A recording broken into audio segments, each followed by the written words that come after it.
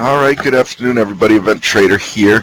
As you can see, I just posted the week ahead for December 3rd through the 7th, and we're going to just do a quick run through on everything right now. Help everybody get prepared. I'll be taping this and posting this to the site shortly, so you can review it on Sunday evening if you like. Get yourself well prepared for the week. Key themes, we'll go through that first.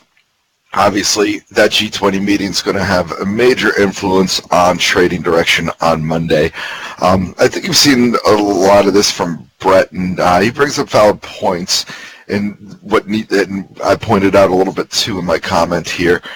It would certainly be encouraging to see the two sides start talking a little bit more amicably around the subject and taking steps towards finding a deal rather than just slapping tariffs, without a doubt. But right now I got the base case scenario as basically the Trump administration saying that they had good talks, they had productive talks, and that they feel that they could find a deal with the Chinese with regards to trade.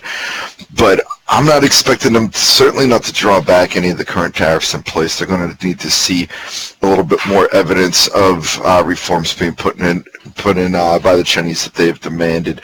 For a full preview of that, I would highly recommend checking out the audio that I did with Carmine on the G20 preview. There's been a lot of talk about that hike from 10% to 25% on the 200 billion plus of goods that's set to go in on January 1. I think that it's possible, and we could see anywhere from a 3 to 6 month hike, but I think it's also really important to note that this would likely only be something that's verbal and could quickly be altered with one tweet. And I think that's really kind of the longer term issue for the markets. Certainly sentiment wise, if we get positive comments and we do get a good scenario of further tariffs being put off, then that bodes well. But it's still going to be real tough for a lot of these global companies to make long-term arrangements or deals with only 3 to 6 months of a hiatus from this tariff increase. So while it would certainly bode well for sentiment over the last month, in terms of 2019 outlooks, I don't think it would really have that much of an impact. It would be encouraging for CEOs, but I still think that they would have their hands tied, and that's something that needs to be noted here with a quote-unquote best-case scenario coming out. So we'll continue to monitor these moves, of course, but just take that all into context as you're going through. So I think it's something that you will be able to swing long in, but I don't know how long those gains would last or how safe they would be. Like I said, we've been one tweet away from a rollover. So that's how I'm looking at this G20, and we'll have a lot more commentary on it come Sunday and Monday. For Wednesday, we got Fed Chair Jerome Powell going up to Capitol Hill. I'm expecting him to get grilled pretty good by the GOP side in terms of whether or not these rate hikes are choking off economic growth. Certainly, we've seen the president attacking the Fed on this, and I would think that there would be some party lines with regards to drilling home on these rate hikes. So it should be making for an interesting testimony. I don't see him really deviating too much from the speech at the New York Economics Club. I think we have a fair idea of what he's going to say. There'll be a couple of attempted gotcha moments, I'm sure, for questions from both sides of the aisle with regards to the current path, but comments around the outlook for the economy will certainly be key. We'll have a little bit more on the trade front for him to digest and to interpret, so we'd be looking forward to his feedback on anything that comes from the Xi-Trump dinner. And, this obviously stands as a key moment for monetary policy. It comes during a busy week of Fed speakers in general. On Monday, we're going to have Williams and Kaplan. We'll also have Bostic speaking as per usual later on in the week. And we get the beige book. But the bottom line is this is going to be the Fed chair's last comments before the December meeting. I think that the rate hikes in place, there's really nothing that's going to change that, barring some sort of catastrophic event. And the key will be the dot plots and whether or not they're still showing a firm 3 rate hikes, or if that's faltering a little bit, coming back down to that 2 to 3 area, which I think is what the market's expecting and what the market's priced for.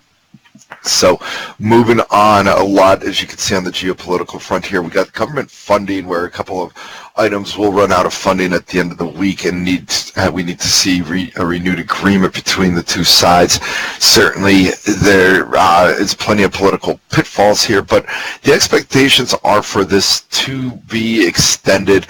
I would note that the debt ceiling has been suspended until March 2nd and is unlikely to really factor in until June anyway. So you know, if you're seeing any headlines about the government funding or a government shutdown, just keep in mind that really the only end result from this would likely be something along the lines of a few national parks closing and perhaps some economic data releases delayed.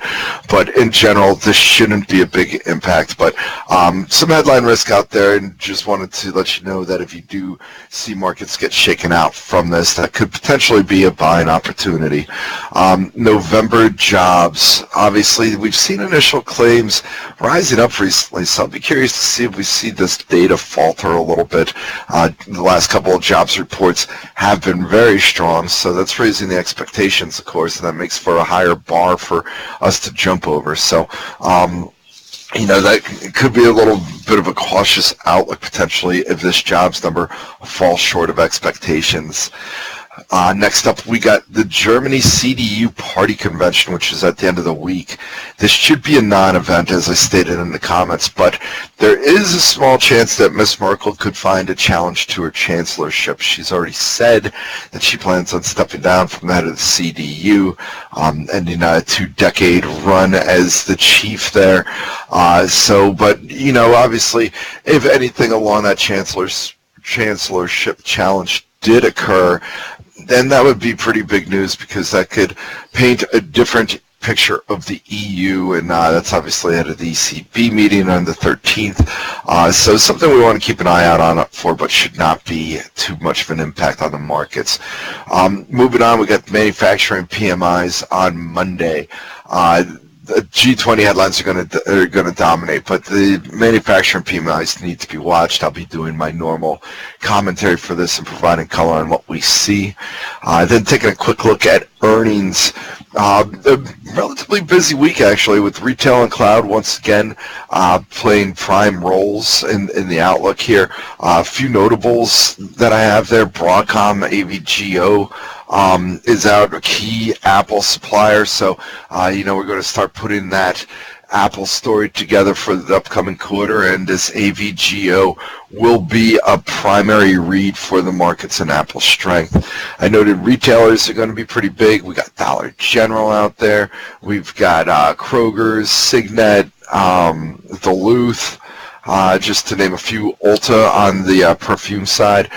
We get a home builder out there with Toll Brothers, and then a couple of cloud plays. That Zscaler is going to be out, Cloudera. So some names of interest that aren't likely to change the overall outlook of the markets, but some things that we want to keep in mind.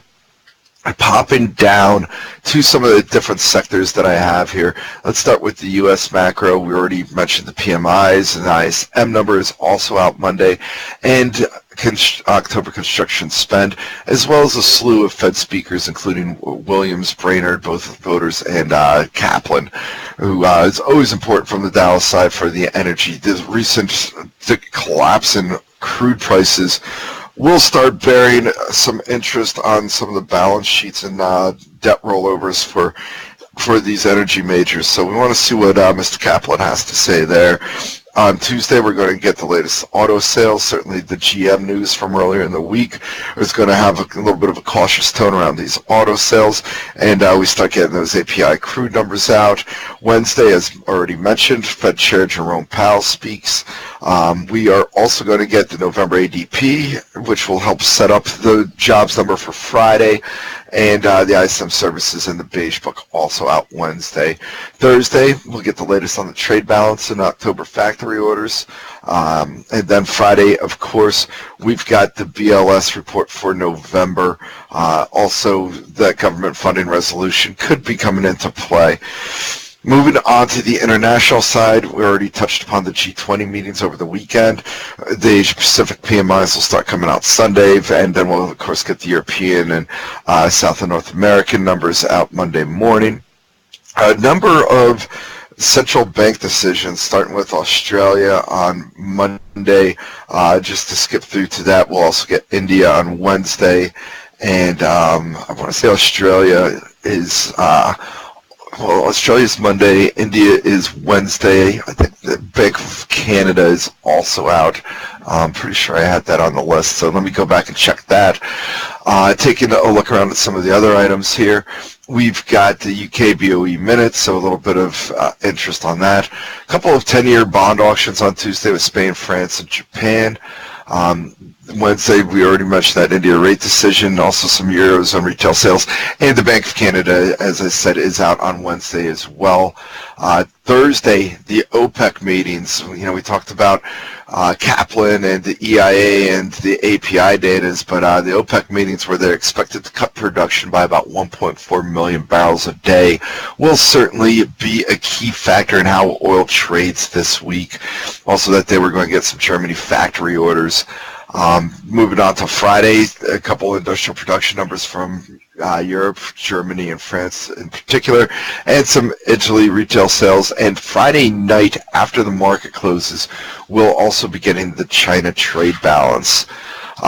Moving on, some corporate conferences of note.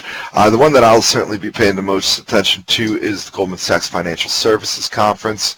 A few people that will be there include Wells Fargo, SunTrust, UBS, Discover Financial, JP Morgan, Bank of America, Blackstone, PNC, PayPal, KKR, Aflac, who's also going to have an investor day. BlackRock will be there, Regions Financial, AIG, American Express, who else we got there? Allstate, Oak Tree Capital, Citigroup. So as you can see, a who's who of the financials, and really will paint the picture for the XLF going into the final month of the year at that two-day conference. Some other ones of note: UBS's Global Media and Communications, both of Merrill Leveraged Financials, the Wells Fargo Technology Conference. Qualcomm has a Snapdragon event. I'm sure everybody heard the Tech T commentary earlier on Qualcomm. Citigroup's got a Global Consumer Conference out there. Moving on to Wednesday, we'll get a Barclays Global TMT Technology Conference. We're going to have the hearing for AT&T and Time Warner, as well as a Google testimony in front of the House Judicial Committee. Then moving on to Thursday, there's a tech roundtable at the White House. So, tech could certainly have a really nice run higher here if the AVGO earnings come in strong. This tech roundtable garners steam.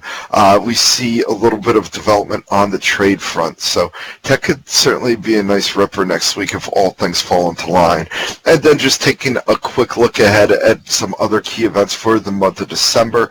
December 8th, we get the China inflation numbers. That's Saturday. December 11th, that Monday, is the Brexit vote in Parliament.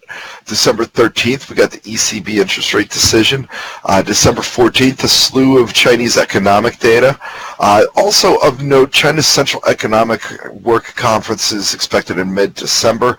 They have not announced this. I'm sure they want to get through these G20 talks to have a better idea of where their growth projection should be. But keep in mind that these numbers usually slip out in whispers a little bit ahead, so I'm expecting to see something on growth speculation in China by next week. And then moving on, December 19th, we, of course, get that FOMC decision. They're hiking 25 basis points. It's all a question on the dot plot for 2019. December 20th, the BOE will be making a decision, as will be the Bank of Japan. And then finally, December 21st will be the flash PMIs. And that's really the last big macro event of the 2018 calendar year. Amazing that we're already at these levels. Quick note on some of my positions. NVIDIA, we're up about 26 points in this one now, holding that remaining piece into the close. Macy's is another one that we're up about 10% in at this point. Plan on holding it into the close. Intelsat, we've discussed that a lot. Encouraged to see it hold 24. I do think that it's a good buying opportunity here on this dip if you hadn't gotten in. Certainly not whistling past the graveyard, as that chart needs a little bit of a recovery to really get me excited. But I love the story there, not planning on doing anything with it at the moment. So hope that helps. I'll do a quick check on feedback. Just a quick look. No questions here. And yes, Bank of America. And I don't know if Morgan Stanley is going to be at the Goldman conference. Somebody's just asking about that. I don't have them on the calendar. Maybe that's why they downgraded it today. Who knows? But no, I don't see Morgan Stanley there. But Bank of America is certainly there. So they will be presenting on the 4th, I believe it is. Let me just double check that. On the 4th at 11:40 a.m.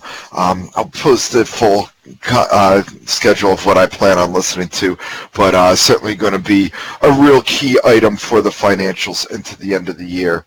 So with that, I am going to bid everybody an adieu and a good weekend. If we get anything in on the final half hour or so, I'll certainly be popping in.